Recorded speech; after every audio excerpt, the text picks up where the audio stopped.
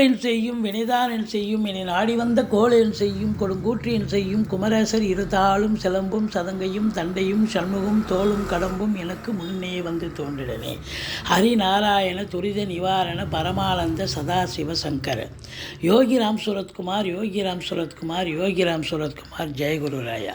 உலகெங்கிலும் வாழ்ந்து கொண்டிருக்கும் கடவுள் அருள் டிவி நேயர்களுக்கு டாக்டர் சைதை ராஜாவின் அன்பான வணக்கங்கள்.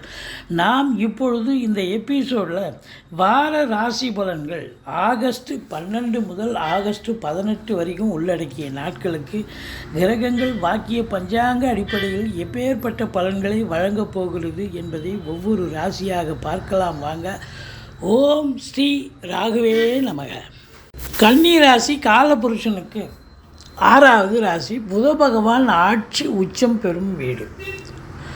அதே நேரத்தில் பார்த்திங்கன்னா இந்த புத பகவான் இப்பொழுது 11ஆம் இடத்தில் இருக்கிறார். சூப்பர். எந்த ஒரு கிரகமும் 11ல் இருந்தால் அற்புதமான பலன்களை வாரி வழங்கும்னு ஜோதிடர்களும் சொல்கிறது. அப்போ ராசிநாதன் 11ஆம் இடத்தில் இருக்கிறார். சூப்பர்.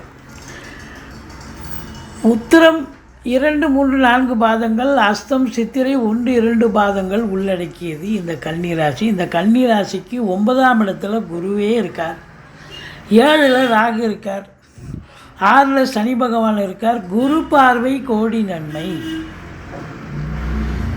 குரு ராசி 3ஆம் இடம் 5ஆம் இடத்தை பார்க்குறார். அப்படி குருவனுடைய நிலையும் மற்ற கிரகங்களுடைய சஞ்சார நிலையும் மிக சிறப்பாக இருப்பதால் இந்த கன்னி ராசியில் பிறந்த அன்பர்களுக்கு இந்த வாரம் ரொம்ப சூப்பராக இருக்கும் அப்படின்னு சொல்லலாம். ராசியை குரு பார்க்கறதால கௌரவம், புகழ், அந்தஸ்து, செல்வம், செல்வாக்கு, தன்னம்பிக்கை ஏற்படக்கூடிய ஒரு தருணம். கேது வேறு ராசியில் இருக்கார். ஏற்கனவே நீங்கள் அறிவு ஜீவி கன்னி ராசி அன்பர்கள், கெட்டிக்காரங்க, கழுவுற மீனில் நழுவுற மீன். ஆனால் இன்னும் கேது உட்காந்து குரு பார்க்குறாருன்னு சொன்னால் பரம கெட்டிக்காரங்க, அதாவது அதி புத்திசாலிகள் அப்படின்னு சொல்லணும். இப்பொழுது நீங்கள் எதையும் செய்கிறது அற்புதமாக இருக்கும். திங்க் பண்ணி தான் செய்வீங்க. கேது ஞானகாரகன் இல்லையா?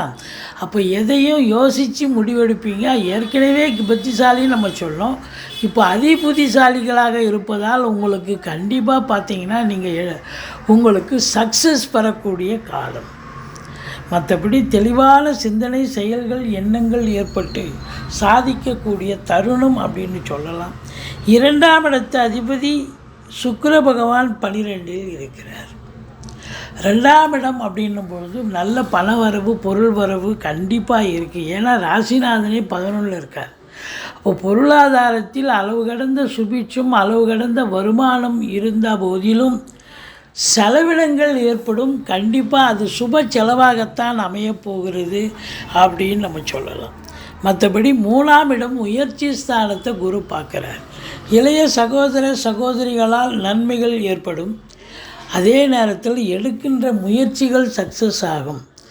பிபிஓ, சாஃப்ட்வேர், ஹார்ட்வேர், தபால் தந்தி இலாக்கா, கொரியர் சர்வீஸ், விளையாட்டு வீரர்கள், வீராங்கனைகள், நடன கலைஞர்கள், ஸ்டண்ட்டு கலைஞர்கள், பின்னணி பாடகர்கள், இசை அமைப்பாளர்கள், இசை வல்லுநர்கள், சினிமா மற்றும் தொலைக்காட்சி பிரிவில் பணியாற்றக்கூடிய நடிகர், நடிகைகள், டெக்னீஷியன்கள், எடிட்டர்கள், கேமராமேன்கள், புகைப்பட கலைஞர்கள் அத்துணை பேர்களுக்கும் வாய்ப்புகள் கதவை தட்டப்போகிறது. ஒரு சிலர் குறுகிய தூர பயணத்தால் நன்மைகள் பெறப்போகிறீர்கள். ஒரு சிலர் நீண்ட தூர பிரயாணத்திற்கு அடித்தளம் இடுவீர்கள். மொத்தத்தில் பார்க்கும்பொழுது 3ஆம் இடம் செவ்வாயினுடைய வீடாக இருப்பதால் ஸ்போர்ட்ஸில் ஈடுபாடு இருக்கக்கூடிய அத்துணை அன்பர்களுக்கும் 10ஓட 11ஆக இருப்பீங்க. இப்போ பார்த்தா நம்பர் 1, நம்பர் 2 பொசிஷனுக்கு வரக்கூடிய சூழல் கண்டிப்பாக ஏற்படும். 5ஆம் இடத்தை குரு பார்க்கிறார். அற்புதங்க.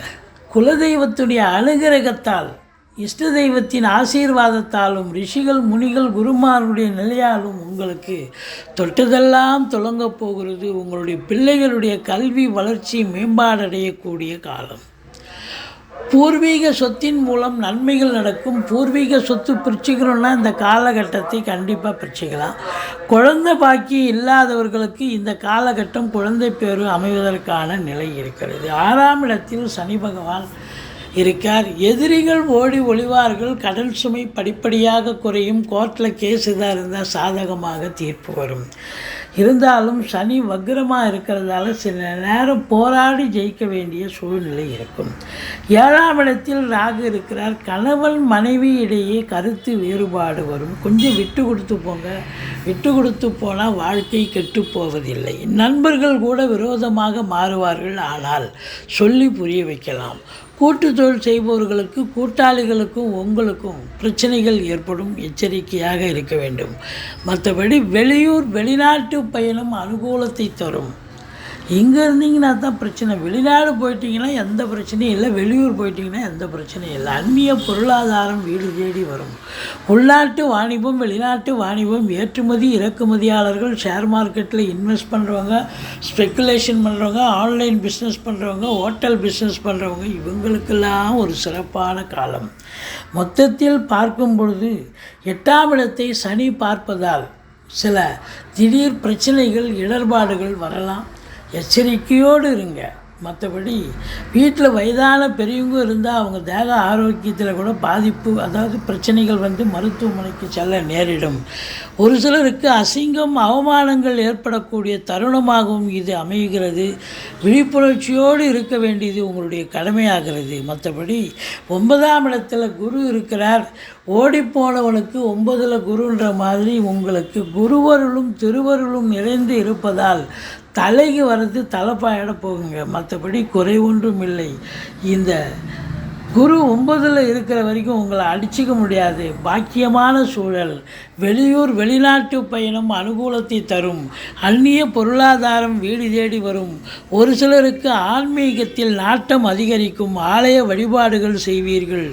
மற்றபடி கலைத்துறை, சினிமாத்துறை, அதாவது பத்திரிகை துறை, மீடியா துறை, எழுத்துத்துறை, ஆசிரியர்கள், பேராசிரியர்கள், இலக்கியவாதிகள், சொற்பொழிவாளர்கள் அத்துணை பேர்களுக்கும் வாய்ப்புகள் கதவை தட்டும். நல்ல வேலை பார்ப்பீங்க.